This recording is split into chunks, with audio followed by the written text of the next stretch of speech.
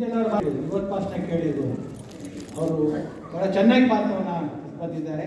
Homework ಮಾಡ್ಕೊಂಡು ಬಂದಿದ್ದಾರೆ ಯಕ್ಷಗಾನದ ಬಗ್ಗೆ. ಯಕ್ಷಗಾನ ಅಂದ್ರೆ ಏನು, ಯಾವಾಗ ಗೊತ್ತಿಲ್ಲ, ಎಲ್ಲವನ್ನೂ ಹೇಳಿ. ನಂತರ ನಾರಾಯಣ್ ಅವರು ಕಾಸರಗೋಡಿಂದ ಬಂದಿದ್ದಾರೆ. ಅವ್ರ ಹೆಸರು ಒಂದೊಂದು ಹೇಳಕ್ಕೆ ಕಷ್ಟ ಆಗ್ತದೆ. ಚಂಬಲ್ ಅಂತ ಹೇಳಿ ಕೈಯಾರ ಕೃಷ್ಣ ಕೈಯಾರೆ ಕೃಷ್ಣನೇ ಅಂತಿದ್ರು ಸಾಗರಗೋಡು. ಅವ್ರು ಬರೇ ರೈ ಅವರ ಹೇಳಿದ ಬಂದಿರತಕ್ಕಂಥದ್ದು ಪ್ರಾರಂಭವಾಗಿದೆ ಯಕ್ಷಗಾನ. ಅಲ್ಲಿ ಯಕ್ಷಗಾನಕ್ಕೆ ಇನ್ನೊಂದು ಆಟ ಆಗ್ತದೆ, ಬಯಲಾಟ, ಸಣ್ಣ ಆಟ, ದೊಡ್ಡ ಆಟ ಹೀಗಿದೆ.